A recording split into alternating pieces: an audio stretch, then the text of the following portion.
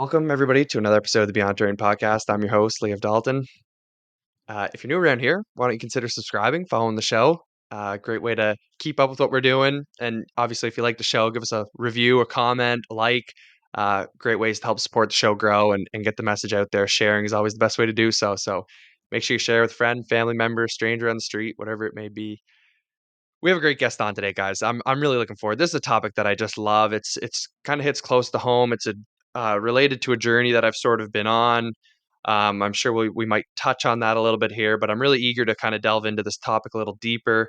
Um, this is something that I encountered co- pretty recently, all things considered. For the last 2 years, I've been kind of focusing on this stuff, on and on. Obviously, it's not been necessarily the main stuff, but there's some great people out here, like our guest, Mr. Andy Bryant, and um, focusing on this stuff and really getting really great information out. And so really grateful for the work that this gentleman's doing. So, Andy, thanks so much for coming on. Really appreciate your time. Thanks for having me, Liv. I'm excited to talk about this stuff always. Amazing. Yeah. So first question, I ask all my guests a little introductory question. I get them to kind of give a definition of health. What health means to you. How does it manifest? You can kind of take it in any direction you like. But yeah, give a little definition of kind of what is health. For me personally, it's the ability to do what I want, when I want. So I don't want to have to think, oh, can my body do that? Is my health up to it? Am I going to have had enough sleep for that? Am I going to have to eat the right thing? Like I just want to be able to, as a human, be adaptable and just do whatever I feel like doing, physically, generally speaking. Whether it be go and play a game of squash. I often use that one because it's such an extreme sport, and you always pull up so sore from playing squash. Or whether it be my friend says, "Hey, let's go for a hike," for which happened like a 30-mile hike one day. I'm like, "Yeah, okay, let's do that." I think for me, health is to be able to just do stuff like that because everything else is just kept at a level that means I can just pick up and go and do stuff. So that, for me, that's what health is. I think in my work as a podiatrist, it's more about having people do what they want to be able to do. If they want to be able to walk the dog and they can't. So I think personally, I'm a little more extreme. I try and think of these extreme things that I want to be able to just go and do. But I think for my clients, it's often just very basic stuff that health should be that they can do the basics of life without complaint, without pain. Yeah. Yeah, I love that answer too because it show like it kind of encompasses the nature of how individual health is, right? It depends on your goals, your values, your desires, right? If going on a 30-mile hike on a random day is part of something that you want to be able to do, right? That kind of shapes what health means to you and what it looks like and how, you're going to approach it, right? So I love that answer, and I agree largely with what you're saying. It's kind of how I would probably take defining health as well. So yeah, I appreciate that. Appreciate that definition. So we're going to talk a little bit about foot health today, more specifically, I guess. And so I'm really curious, maybe kind of just how you went down this road, like how you got on this path, why it interests you so much. So maybe we can hear a little bit about that and then dive a little deeper. Yeah, for sure. When I was at school, like high school, I did a placement with a physical therapist, and there was a podiatrist there as well, doing a nail surgery. That's where we have an ingrown toenail, and I just thought that was more interesting. So I started sort of heading in that direction and became a podiatrist. Thought while I was at university learning about it, I'd be better as a teacher, and so I did a little bit of extra at uni then. But then enjoyed helping clients, but was very traditional podiatrist. And here in Australia, and I think it's similar in Canada, but different in the US. The US podiatrists are surgeons, whereas we're more like a physical therapist. We're more likely to be like helping someone with an injury, with orthotics or footwear, or yeah, well, generally that's what the modes have been in the past. Or a lot of podiatrists cut toenails, help with ingrown toenails, corns, calluses, things like that. Anyway, so I did that for like 17 years in my own practice, multiple podiatrists working for me. But I was always physically quite healthy myself, not healthy, physically active myself. And it's interesting back to that idea about health. At one point, I was very serious at road cycling at a high level, very high level. And I would say I was as fit as I've ever been, but I was not healthy at that point. Like I couldn't do anything but road cycle. I struggled to do anything else. And so, like if someone asked me to squat, then I wouldn't have been able to get my thighs below parallel. I remember an osteopath asking me to do that, and I was always having massages and always having to have massages, having to have osteopathy because I was just so focused on being highly fit. Anyway, as luck would have it, or otherwise, I had 4 accidents in 2 years that meant I had serious concussions, and so I had to quit cycling and I need a physical outlet. And I, for some reason, went to a yoga class. I don't even know why. And noticed over time how my feet were getting stronger, how I was using my feet with the rest of my body just because of good cueing.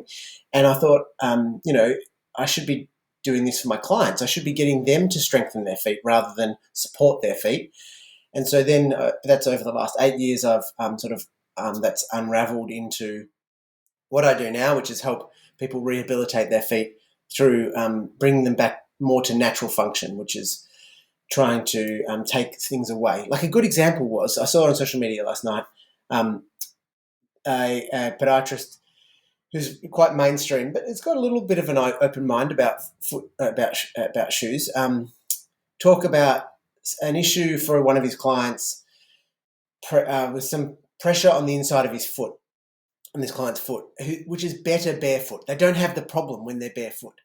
And so he worked out it was the shoe rubbing on the foot there.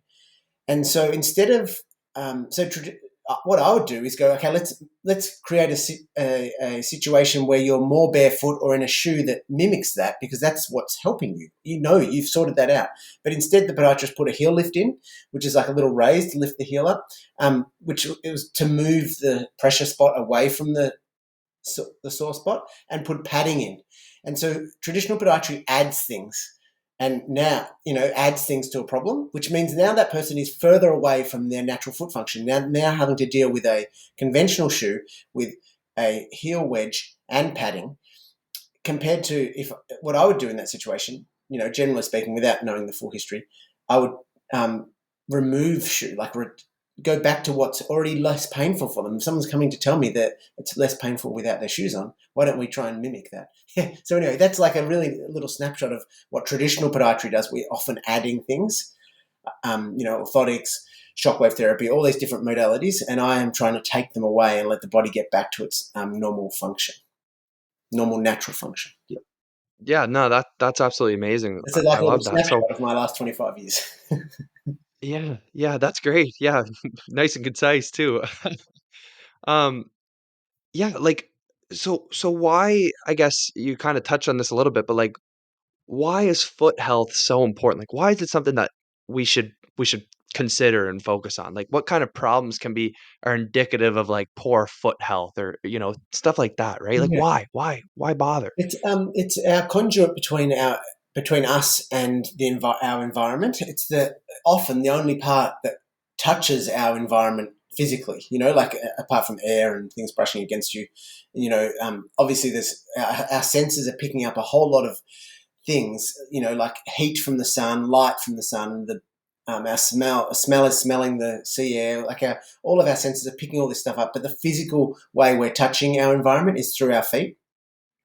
And there's often a big mismatch there, because the rest of our body's getting all these sensations about our environment, but we often have something on our foot that, as in conventional shoes, that take us away from our environment and confuse our nervous system. And they don't let our nervous system understand its environment properly, because our nervous system's getting all this feedback and the feet aren't matching what it's seeing. And so there's that perspective, our nervous system perspective, that our feet are meant to feel our environment, and so that's a huge reason why our foot health is so important. And then also, our foot is meant to be one of the main shock absorbers. Like the mechanical side of it is that it's meant to be a huge shock absorber for us when we land on the ground, and it's meant to be helping us propel ourselves off the ground. And so if we use artificial aids at helping us shock absorb or helping us push off, and helping us feel the ground, then or stopping us feel the ground, then that's going to have some flow-on effect further up the chain. Our foot is not a mistake. It's not like it was attached on at the end of either creation or evolution, and gone, oh, we'll just have to support this for the rest of time because we made a mistake here. Like it evolved with a mistake. That's not the case. It's meant to be part of and work with the rest of our body, and it's the thing that allows us to move in our environment. So it's hugely important. Yeah. Yeah, I love that. Something you mentioned earlier, which I think is phenomenal. I really want to highlight it. You mentioned strength over support. I think that's fantastic. Just those three little words there. Um, Kind of sounds a little bit like a little bit of an underlying approach, philosophy type thing to kind of approaching healing, right? Like trying to strengthen the foot rather than support it and maybe weaken the foot. And I find that often, because obviously the five finger shoes are a little bit of a conversation starter, right? People always ask about, what kind of shoes are those? What kind of shoes are those? So I'm constantly talking about, the shoes I'm wearing on my feet, and even just the wide toe box. People will ask. Great conversation starter if you're interested in talking to people. But um, I always say, it's all about strengthening my feet. Like I really try to like minimize what I'm putting on my feet to strengthen them. Like I'm really concerned about strengthening my feet like any other part of my body. That's kind of the answer that I take right away when people ask me, why are you wearing this type of shoe? I always go to strength.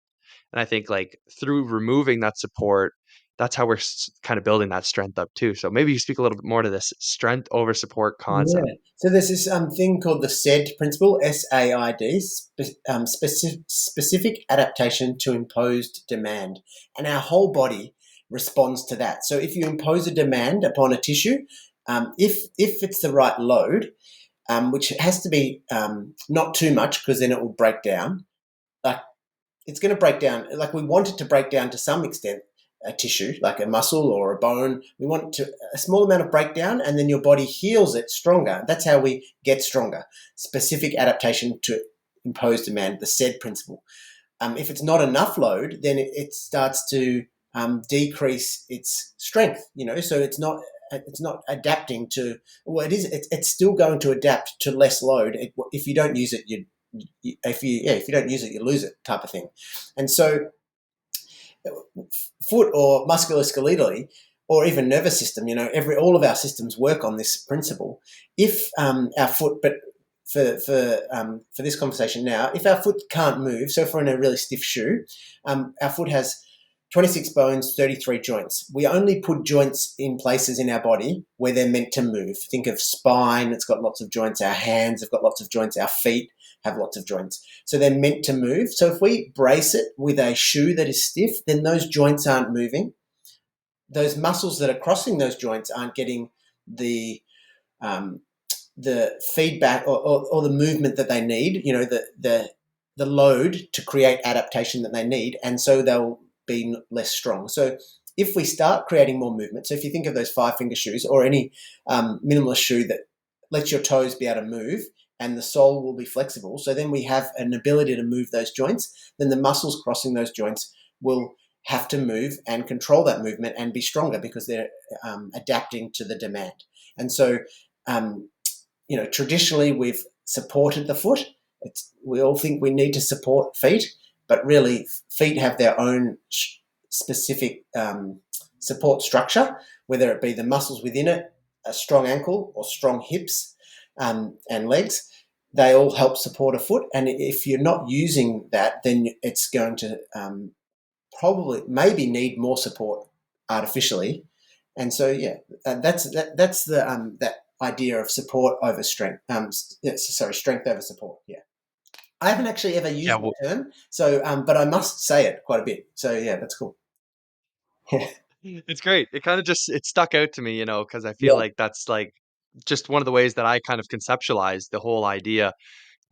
Even just, and I've kind of learned to extrapolate that philosophy a little bit too. Like when I see people wearing like, or not necessarily wearing them, but you see like the ads for like posture support systems, like they hold your shoulders back, and they, I just, I kind of like try to bridge these concepts together and think, I don't want to force myself or support myself in that position because I feel like I'm going to be weakening something. I'm weakening something, and maybe temporarily there could be an argument. I'm not too sure about that, but I do know that posture wise, I really want to strengthen, you know, me being in the proper posture, right? Like me being in a natural, proper orientation and strengthening in that so that it's comfortable. I can rest in it.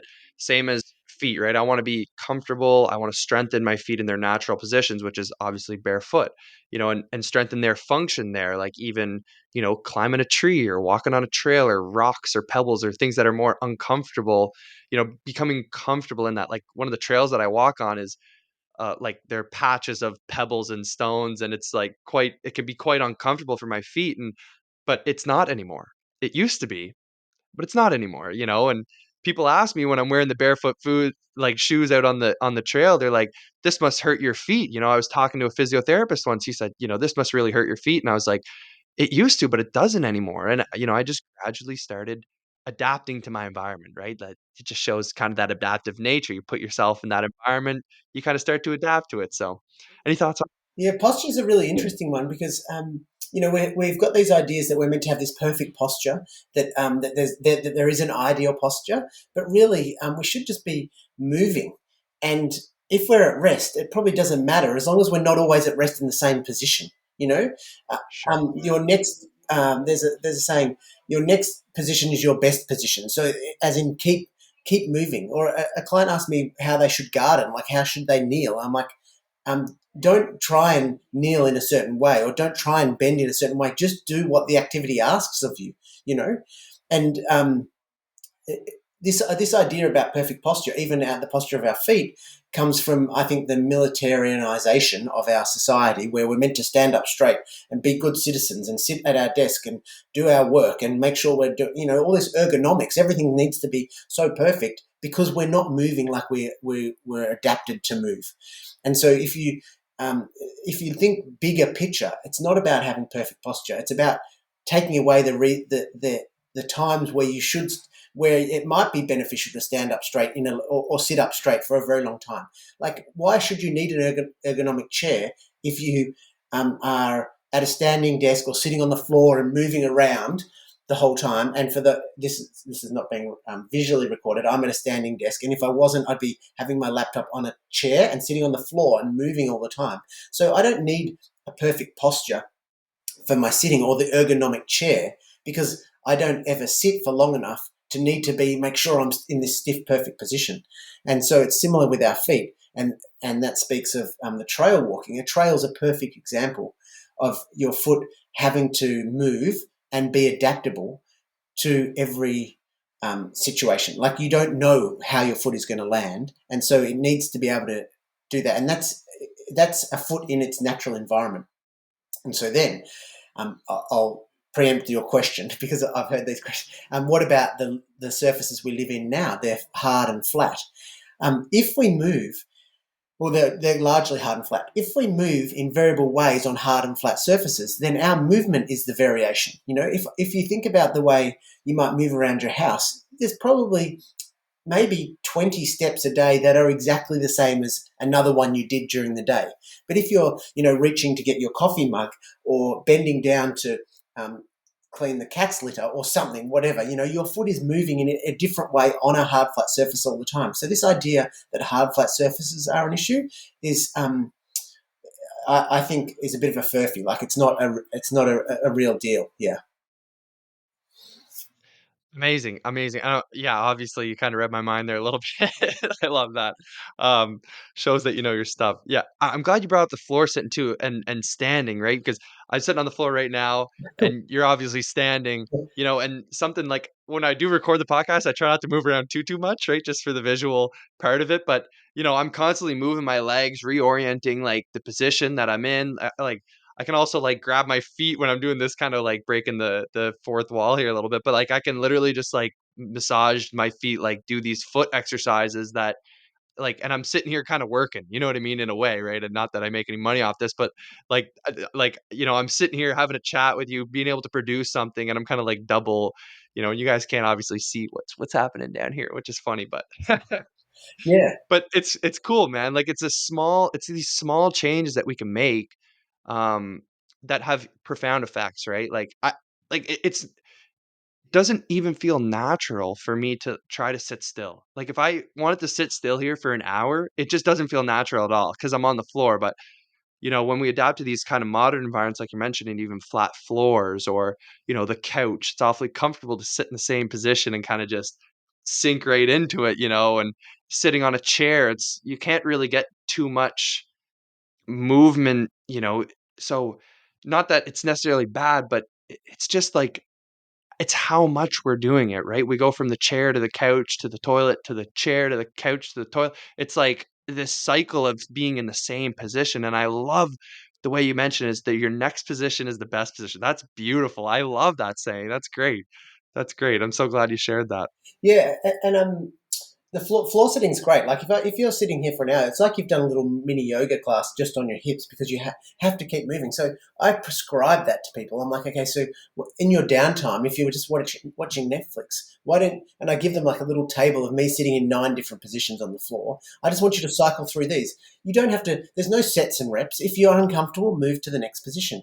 Oh, yeah, uncomfortable, move to the next position. And you'll work out what your body likes and doesn't like. And, what we see is people that have issues with their hip mobility, internal, external rotation. This has a huge effect on feet because that's internal rotation leads to pronation, external rotation leads to supination. We need those two movements. And so, if I find someone's struggling to get out of pronation because they don't have hip external rotation, I get them sitting in more externally rotated positions so their hips get to know this. You watch a child; they are moving around beautifully on the floor. And so, I have older people either spend time on the floor with their kids, spend time on the floor with their grandchildren, just because it means you're going to have to move around. And if you're taking away one thing, like the sitting in a chair where you're locked into this 90-degree position, hip flex position, um, and replacing it with something that benefits you, then this is like a habit stack that we're all after, that type of thing. Similarly with shoes, if we remove a shoe that's stiff, cushioned, tapered, and healed and put you in a shoe that makes your foot do some work, like it's an easy habit stack. There's no exercises to do in that situation. You just change your shoe and your foot has to do some work. Obviously, it's then dose specific and depending on whether someone has pain. That couch, I like this analogy about a couch. A couch is super comfortable, but everyone knows you shouldn't sit on the couch all day. Like it's not a good thing. Like yes, you go and sit there and relax, and it's kind of nice, but like how do you feel if you sit on the couch for 5 hours? Similar. So when you go to a shoe shop, you're going to try on the shoes, and if you're accustomed to sitting on the couch that is your shoe, you're going to find the squishiest, most comfortable shoe possible, and go, "That's the right one for me." And I'm going to spend like 10 hours a day in that. Well, just liken that to sitting in the couch for 10 hours a day. It's not good for you. This is not good for your feet to be in that situation. Now, if you're used to sitting for 10 hours a day in the couch and then you start moving, it's going to be uncomfortable. So when you start going into a shoe that is making your foot moving, it's probably going to be a bit uncomfortable because you're not used to it. And so that's where the dose has to be gently increased. You don't go for that long walk or run in your brand new minimalist shoes when you've come straight out of Hoka's or something like that, which is the Yeah, couch absolutely. shoes. Yeah. I kind of wanted to talk a little bit about that too, like transitioning to sort of a more barefoot lifestyle. You obviously opened the door there a little bit. I remember for me, I didn't do it very gradually. I kind of did it like I like bought barefoot shoes right before vacation, and then we like walked 30,000 steps a day for like a week and a half. So then like every night I get home and like my feet were sore. The funny thing is everyone I was traveling with, all of their feet were really sore, but my feet felt like workout sore and theirs felt like hurt sore. So I thought that was interesting Yeah. because like we were still walking a significant amount and obviously like I didn't have, you know, problems per se. I mean, I had pretty flat feet, probably a lot of um, like arches collapse and stuff like that, but um, I was still fairly active, in shape, no pain, stuff like that. So um but obviously I could have transitioned a little bit slower. So when I got my wife now on the barefoot shoes, like her goal was to run like a half marathon. I told her, "All right, you're only allowed to run the half marathon if you wear barefoot shoes." because it was the only time that her knee wouldn't hurt. If she ran in like regular running shoes, her knees would flare up and they would hurt because she had all these injuries from basketball, whatever. But in the barefoot shoes, it wouldn't hurt. So I got her gradually going, and obviously training for a half is a pretty, it's a pretty big thing for a lot of people, right? I think pretty impressive. I had never done it. But you start with a couple kilometers, you're gradually building up, you go down, and she ran a half marathon in these shoes, and it was like a pretty amazing thing. And it was so funny by the end of it, she's running the half and she's looking around at everyone with their big cushy shoes, and we're like laughing. We're like, "Oh, they're all cheating. You're the only one that did it legit." Like, no support. We're just going straight strength to the feet. So anyways, we had to laugh about that. But yeah, this transition to barefoot shoes, maybe you could speak a little bit more about that. It's dependent, right? And sometimes obviously if you're in pain, it can be really good to work with someone to get a good, like you mentioned, dosage of, how to transition properly because it's very holistic, right? You're connecting it to the hips, to that mobility there, like, probably to the spine, stuff like that. Like, so maybe I can give you the floor and just Yeah. hear you talk about If this a bit. people are already barefoot at home, it often is an easy transition. So I'll be asking people about how much they're barefoot at home. So here in Melbourne, we were locked down more than anywhere else in the world, I think, during COVID. And so a lot of people were working from home and they took their shoes off. And so this is like when I was really getting into this work. And so it was kind of convenient for me because I was able to ask people if they were barefoot at home or if they still needed their support when they were at home all this time. And then they'd try and get back into their old work shoes and they really had trouble. So it's almost like a perfect storm um, for the barefoot movement that everyone had to take their shoes off, for as they should be. And so if someone's barefoot a lot already, then often it can be quite a smooth transition. If they're a mover, if they've got a movement practice, whether it be yoga, Pilates, gym, like if they've got a regular multi faceted movement practice. So if they're just a runner and all they do is run, then I'll be like, oh, this is a red flag. Like you can't just go. But if they're a runner that does some strength training as well and then does some mobility work twice a week, then I'll be like, okay, so we can maybe I could predict that that's going to be a smoother transition than just the runner. Or so it depends on their movement practices. How much barefoot they are. I ask questions like, if you go to the beach, can you comfortably walk for an hour on the beach barefoot? Some people are like, no, I never take my shoes off on the beach, which like just blows me away. And others like, oh yeah, but my feet will be a bit sore afterwards. So it's a nice way to sort of measure where someone's at, and then and from that point, working out whether they can go straight into a minimalist shoe, or there are some shoes that are wide and flexible but have a little bit of cushioning, and so this kind of meets people at halfway. Um, Often the cushioning is the thing that people find hardest to go without, but is still integral to like for our foot to function properly. We shouldn't have any cushioning. If there's cushioning, then we're not doing the cushioning ourselves. So the transition should be slowly. That's where people make a mistake. And the barefoot movement, well, it started like thousands of years ago, but it really kicked off again in like around 2010 when a book called Born to Run came out, and a whole lot of runners were inspired to go and run in five-finger shoes because of a tribe of people that still run barefoot in Mexico, I think, or somewhere like that. And so people went out from running 30 miles a week in their normal shoes and in their Nike Pegasus or something into running 30 miles a week in their five fingers and getting injured. They was getting stress fractures of the foot and they're getting Achilles injuries because it changes the load. And so this time around in terms of the barefoot movement, I guess there's people like me. There's what I call the movement, which is, or maybe people like you, or people that are trying to rewild, maybe more like you as well, themselves. And so in that are a bit more educated about how to do it. And so I think it's got a bit more of a head of steam up now, and so hopefully people are being a bit more sensible about it. That said, most of my work is people half of my work is people trying to get into minimalist shoes too quickly, mostly, and I'm having to troubleshoot for them. Something happens. They didn't get away with it like you did. They got plantar fasciitis or Achilles tendonitis or some other issue because of going too quickly into a minimalist shoe when they were so accustomed to wearing big shoes. The caveat there is for children, they are encouraged to be in a barefoot shoe from the start until they're about 3 or 4, and then they go into their little Nikes, their little Asics Brooks, cushioned, heeled, tapered. If we never put them in that shoe, then I think podiatrists would hardly exist as a profession. Like that's how big a deal footwear is when it comes to causing issues.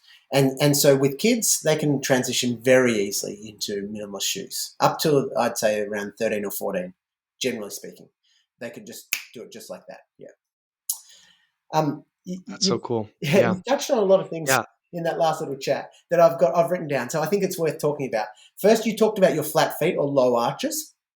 And so, some people have big noses, some people have small noses, but most people can breathe and smell through their noses. And so, arch height, arch height doesn't matter. There are like very, very tiny percentage of people that have a true flat foot. This is a foot that doesn't pronate and doesn't supinate. It's kind of stuck that way because the bones are joined together because of congenital deformity to some extent. But otherwise, there's whole populations of people that have lower arches than whole populations of other people. Just like some builds of race are different to other builds of race, our feet follow in those racial patterns, and then also genetic patterns as well. And so arch height doesn't matter. It doesn't matter if you've got a high arch or a low arch or a medium arch. There's no proper arch or normal arch. And there's very little, if any, correlation between arch height and injury in general. Some people that have a higher arch foot might be more likely to roll their ankle, and some people that have a lower arch foot might be more likely to get a big toe issue, but it doesn't mean they're more likely to get injured in general. It's just that the injury becomes a bit more specific. And so what does matter is how the arch moves. So we want an arch to be able to soften and stiffen, or soften and so drop. So if I was watching someone walk across in front of me, I want to see that the arch drops down, and then I want to see that the arch comes up. So movement matters far more than a static position. Similar to that posture, people are like, so often I get asked, my kids got their heels are tipped in, their heels are tipping in, my kids got flat feet. Well, children should have really low arches until they're 6 or 8, when their hips start to externally rotate again as they develop. And that will bring the arch up to where it's going to rest or become where it becomes its sort of predestined position. And so it does. And when we're standing, it doesn't really matter what position we're in, as long as it can move out of that position if it's uncomfortable. So that's a little thing that I'm passionate about, not demonizing flat feet, basically, or this idea that people have, I pronate. I'm like, well, I hope so, because that's a normal human movement. Or I have flat feet. Well, I doubt it, because look, when you're walking, you're pushing off and your arch is coming up. So that's not a true flat foot. That doesn't happen. So I thought we'd touch on that. Your wife's knees, that's really interesting. So when we have cushioning in a shoe, our foot doesn't need to shock absorb so much. And it doesn't need to do the shock absorption so much. And so the load doesn't, when our foot lands, it hits when we hit the ground, I'll go back a step. There's ground reaction forces coming into our body. If we don't have any shoe on, or very little shoe without cushioning, our foot's pronation and our knees flexion and our hip flexing and our muscles take this load and share it amongst our body. When we put a cushion on our foot in terms of a conventional shoe, the load skips the foot. So your foot doesn't have to do the shock absorbing, and we see more load at the knee, more load at the hip and the lower back.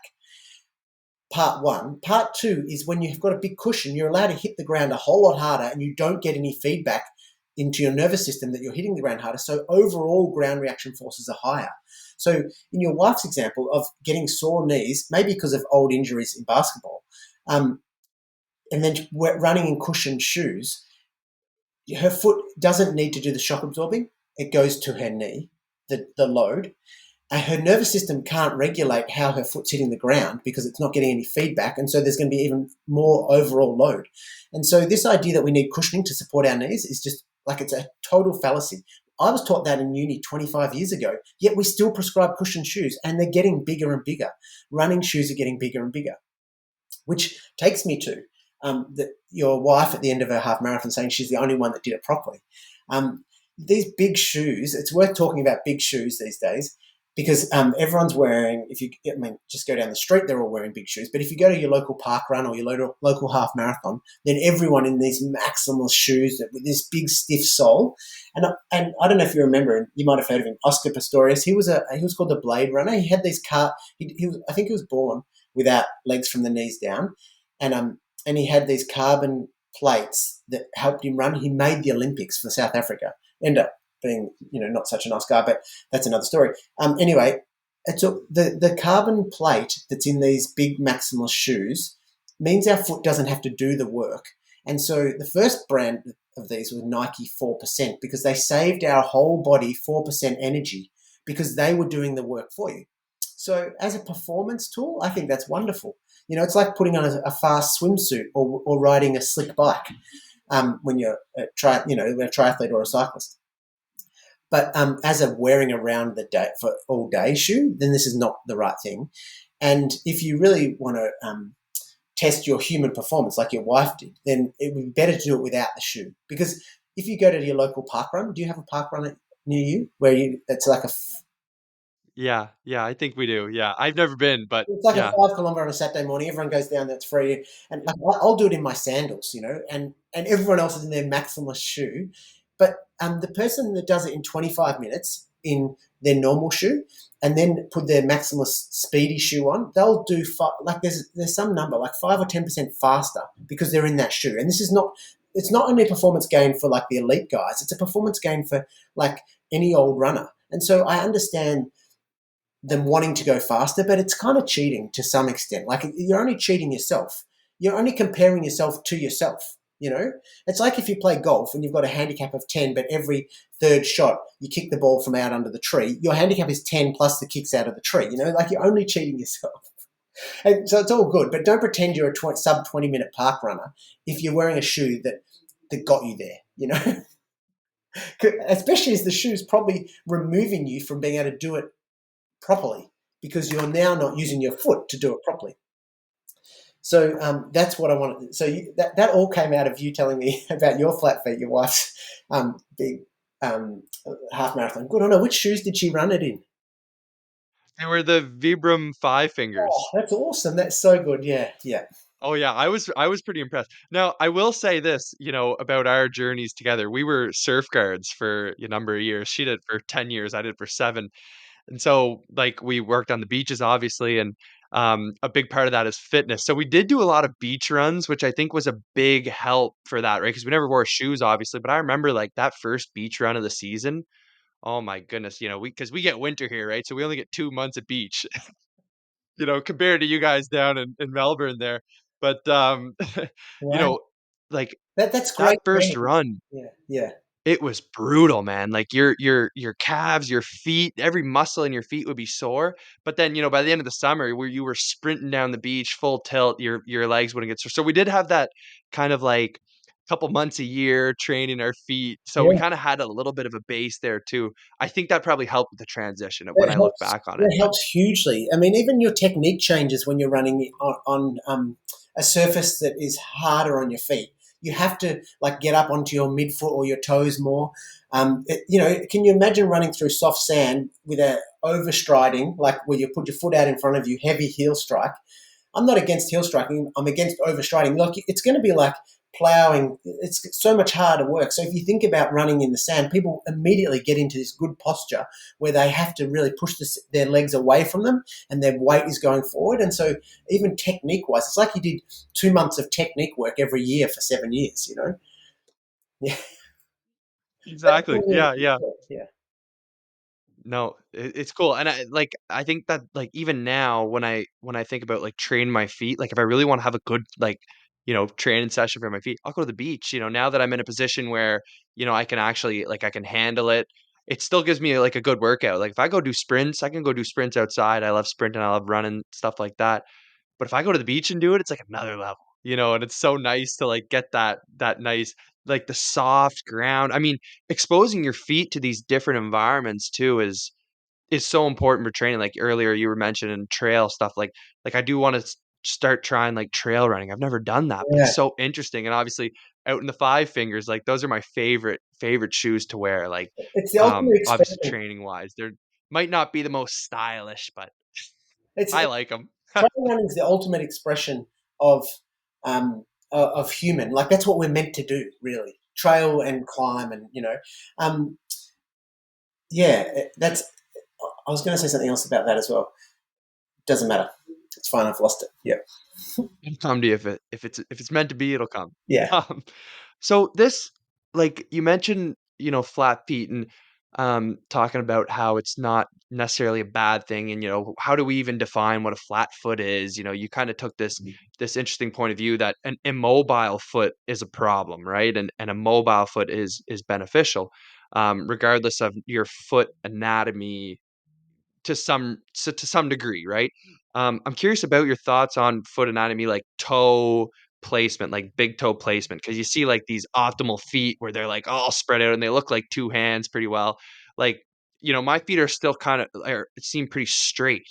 Like I'm curious about your thoughts on, that toe placement. Does it really need to be ripped out from the rest of the foot? Is that really optimal? Is it yeah. still down to mobility and functionality? What are your kind of thoughts there? Yeah, so I think if but you're kind of touching on bunions, which is like a change at the base of the big toe, where the big toe gets pushed towards the other toes. And I think in shod societies, like we are, in a society where most people wear conventional shoes, there's an incidence of 37% of bunions. In unshod communities, in unshod people that don't habitually wear shoes, it's 6%. And there's a study done by My Foot Function, which are like a global foot health brand, in Sri Lanka at the moment. They're doing it kind of at the moment or over the last year, where they went to families in Sri Lanka because kids don't put shoes on until they're about 12 and go to senior school. And they looked at siblings from 10 to 13 or 10 to 14, say, and looking at the change in shoe shape, in foot shape, in from when they're unshod to when they wear shoes for a couple of years. And it's remarkable how that changes. And so for I'm saying that because I've just told you how posture doesn't matter and shape doesn't matter and all this type of stuff. But if we are in an unnatural environment, a conventional shoe that pushes our toes together, then our big toe is going to get pushed sideways. And our big toe used to be opposing. Like thousands of years ago, we were having opposing big toe so that we could climb trees. And so evolution, design, whichever you favour, changed us so that our big toe doesn't oppose, so we can stand up straight and dominate society dominate the world by walking for a long period of time. Like we became very efficient movers because we lost the ability to oppose our big toe by having a straight big toe. So I would suggest that having a straight big toe is a pretty important thing. When our foot pronates, rolls in, one of the things, or the three things that control it are strong hips, strong ankles, and a straight big toe. If you can think of your foot rolling in, if your big toe is pushed sideways, there's nothing to stop it from continuing to roll in. And it's very hard, if I've talked about your foot wanting to roll in and then roll out as we push off, it's very hard to roll out if your big toe is not straight. So I've got an Instagram post. It's like, is your big toe straight and does it really matter? But I think it kind of does matter. It's a lot easier. If you've got a straight big toe, it really is helpful because that stops your foot rolling in when it's meant to and helps you get out of that position. It helps your foot be mobile, like it controls the mobility and then helps change the mobility, change the shape. So I think it is important. There are muscles around the big toe that get out of whack, as in the one on the inside of the big toe gets weak because it's being pushed by shoes all the time, and the one on the like towards the other side where all the other toes are gets very strong. And so a lot of the rehab I do is get people strengthening the one on the inside, the arch, like sort of like the arch muscle, and then trying to free up the other one so that their big toe can get straighter. Or we wear toe spacers, things that help spread our toes. The issue for me sometimes is that we're so hell-bent on stretching our toes out that we forget that they're actually meant to move, and so when our foot lands, when our heel hits the ground or our foot hits the ground, the toes are meant to be spreading out, accepting energy, and then as we push off, they're meant to come back together. So they're not meant to be stretched, spread out all the time or squashed together all the time. They're meant to move, just like an arm is meant to move. And so if we look at arch height, as well, if we look at, say, someone like Usain Bolt, the fastest man ever, or LeBron James or these other power, like speedy, fast athletes, they often have low arches because our foot is meant to soften into the ground and spring back. And so if your arch is lower, you're going to be quicker at doing that. There's less time for your foot to soften. And so, but they also have big toes that push sideways, and their toes are squashed together. So it's almost like they miss the spread out part, but they've just got the push off part. And so that's maybe why they're so fast, because they just are always in this position of push off, push off, push off. But they're probably missing out on the accepting of energy. Like when our feet are spreading, it's accepting energy. Like the muscle is taking on um, kinetic energy that should then be released as we push off. So if our foot is always squashed, we're probably missing out on the ability to accept energy through our foot. We might be accepting it in other muscles, and they're obviously elite athletes. But when it needs to be super fast, we don't want too much movement either. So, it's all activity dependent. I don't know if that really answered it. And some people will have really mobile toes. Some people will have stiffer toes. Like, just like their hips might be stiffer, and someone might be more, or someone might be hypermobile, so they have really flexible toes, and more of a propensity to shock absorb better, but be less good at pushing off. Like, there's just all variables. There's not one right way. But I think if we never wore shoes, we'd all have straighter big toes and have more functional feet. Yeah. And I did remember what I thought of before, talking about beach running again. At podiatry school, this is how antiquated podiatry school is. We were taught about plantar fasciitis, which is heel pain. Two big things that cause plantar fasciitis is walking on the beach and climbing ladders. Now, this is like, so straight away as a podiatry student, you're like, oh, be careful about walking on the beach. Be careful climbing ladders. Now, what could be more human than walking on the beach or an uneven surface, or climbing on uneven surfaces? And so podiatry school teaches you, be careful of the things that actually are almost the most human things, to walk on these things, And then they'll tell you that the hard, flat surface is terrible as well. So you're coming out going, well, hard, flat surfaces, I need a cushion against that. And I'm not to walk on surfaces that are like a ladder, that have something that pushes into my arch. But this is what you should do. This is what your foot should be able to tolerate. So I'd love to get into podiatry school and get in there and say, how about we train people to be able to do these things, and then they'll be more resilient. I'm definitely making an Instagram post about that. Thank you for triggering that mind. Yeah, well, I mean, like, that was, probably one of the last things I was gonna ask you about was about, plantar fasciitis, because I find Yeah, it's a really common one. You hear it all the time, like, even when people ask me about my, my shoes, right, my flat shoes or my 5 fingers, they'll say, "I could never wear them. I have plantar fasciitis." You hear that all the time, and I'm like, one of my answers is like, "Yeah, I really hope that I never get that." That's kinda one of the, like, I really wanna strengthen my feet, and, yeah, that's kinda one of the reasons why I'm doing this, and they're like, I feel like there's a little bit of, like, resistance there, because they're like, I really can't do that. Like, they really, like, I can't, I could never ever wear, like, barefoot or wear whatever it is, right? So, maybe we could dive into it just a little bit here, and then we'll wrap things up. And So the plantar fascia is this band of connective tissue across the sole of our foot, and its job is to relax as we land and then tighten as we push off. And it's supported by 4 layers of muscles that are meant to be doing the same thing.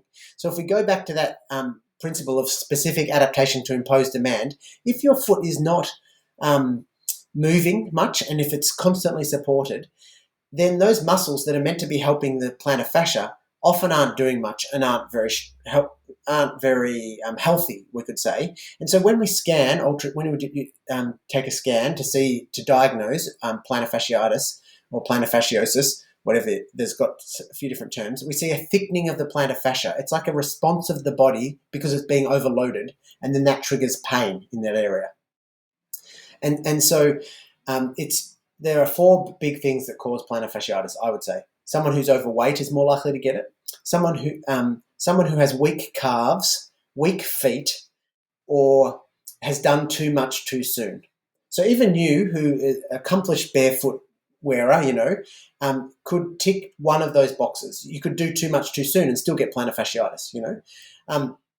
So most people end up with orthotics or cortisone or shockwave therapy, all these types of things. The plantar fasciitis didn't come because they didn't have an orthotic. It didn't come because they weren't having a cortisone injection. It didn't come because they didn't have shockwave therapy. It came because they were either overweight or a combination of these things, doing too much, had weak feet, weak calves. So we should be addressing those things. So how do we address those things? We move more. And in variable ways, and be sensible about load management. Like don't do too much too soon. That's your load management.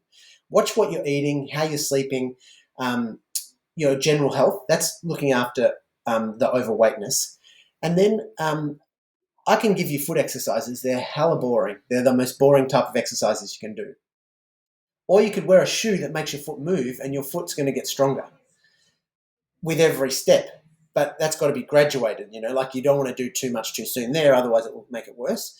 And your calves will get stronger as well because they're going to have to work harder. So, and a habitual change like going into barefoot shoes. So you could like in 5 minutes when someone says that to you, you could say, well, these are the 4 causes of plantar fasciitis, and I'm making sure I'm not doing too much. I'm not overweight. Too much too soon, I should say. I'm not overweight. And guess what? The shoe are the answer to the issue to some extent. Like when I see people, though, I'm moving them towards less shoe, but it has to be done very gradually because they're already upset. And I'm giving them the boring foot exercises. I'm giving them the boring calf exercises, and I'm giving them lifestyle and load management advice. I'm not using shockwave therapy, orthotics, cortisone, anything, and a massive dose of education. Because if we look at the research, when someone gets plantar fasciitis, 12 months later, nearly everyone's better. What we did in between doesn't really matter. If we look at 3 months down the track and they had orthotics, then maybe they're a little bit better than if they only had shockwave therapy. Or if they had shockwave therapy, maybe they're a little less better than if they did exercise rehab 3 months in, 6 months in. But 12 months in, we're all pretty much in the same spot, no matter what we did. So some people will say, well, shockwave therapy or cortisone fixed my plantar fasciitis. And so then when they get it again 2 years later because they did too much or they've eaten badly or their foot's even less mobile and strong, they go, oh, I know what fixes plantar fasciitis. I'll go and get another cortisone injection. So what I like to do is educate someone that this is going to be possibly a 12-month thing anyway. I would like you to come out of that 12 months with stronger feet, stronger calves, more knowledge about load management and looking after yourself a bit better, if it's a weight issue. And straight away you get buy-in. They're like, oh, this guy actually just wants not to have me come back for another cortisone injection in a year's time. He wants me not to get plantar fasciitis again because we're addressing the cause rather than just band-aiding symptoms. I love it, man. You know what? That is like exactly what we're all about here. So that's why I love this philosophy. It's so holistic, it's so considerate of, long term, even short term. It's amazing. I really love this field. I love this area of, fitness and wellness. And it's one of the, you know, personally, one of the best things that I did for my overall physical, you know, health in a way, right? Like it really like, even just the philosophy of kind of looking a little bit deeper, looking at the root causes, like all of that just kind of helped my understanding of health in general. Trying to look for the root. So any final thoughts on the episode? Anything you want to leave the listeners with or add here? So We call it the gateway drug, like it's a getting into foot health is because you start questioning everything. You get a sore shoulder, you're like, well, if it was my the foot, gateway drug. I've started mobilizing and strengthening my feet. Why shouldn't I be doing this to my shoulder or every other aspect of your health? You start questioning, like, is what we're being told because culture and convention tell us to support. If you start questioning that, then you start questioning a whole lot of other stuff about your health. So it's a little bit of a gateway drug. That's a good way to finish. Amazing. Yeah, try Is it. that that's how you want to end her off? Perfect. Like I love the focus on movement as well, right? Focus on movement. That's what it's all about. So Yeah. um listen, how can the listeners find you? How can they learn more from you? How can they support you? Yeah, the easiest way is through my Instagram, which is Andy Bryant _podiatrist, where I just, probably 5 times a week put some foot health stuff out there, like natural foot health stuff out there. And then I'm also consult as an educator for a group called the Foot Collective, and they're a global health company. where with online programs and a network of professionals that work like I do, and I provide education for those professionals. And so, if you're looking for a professional similar to me, then that's a great way to plug in through the Foot Collective. Yeah, Amazing. Amazing. Perfect. Perfect. Perfect. Thank you so much. We'll put all the links down below. So it'll be easy for you guys to find him. His page is amazing. Like I've learned so much from this gentleman, just even through social media, right? That's one of the beauties of social media if used properly. We can connect with amazing minds. I mean, we are as far away as two human beings can be, that's right. and here we are connecting. So I'm really grateful for your time. I'm really grateful for everything that you've shared today. So thank you for everything. It's a pleasure. Thanks for having me on. Certainly. And I want to thank you all for listening. You should all know that's not medical advice or physiotherapy advice or any advice of any kind. It's for your informational purpose only. But also remember that we're all responsible, sovereign beings capable of thinking, criticizing, understanding absolutely anything. We, the people in the greater force, are together self healers, self governable, self teachers, and so much more. Make sure to reach out. Any questions, criticisms, comments, concerns, you know where to find me on Instagram. It's one of the best ways to reach me. Email's fine. YouTube comments are fine. I answer pretty well everywhere at some point. So just be patient if I don't get to you right away. But listen, I really appreciate y'all for taking the time to listen today. If you did like the podcast, found informative, give us a like, share, comment, review, subscribe, uh, rating, whatever you got to do on the platform you're on. Be much appreciated. Sharing is always the best way, of course. And just remember, there are two types of people in the world: those believe they can, those believe they can't, and they are both correct. Thanks for listening, guys. Take care.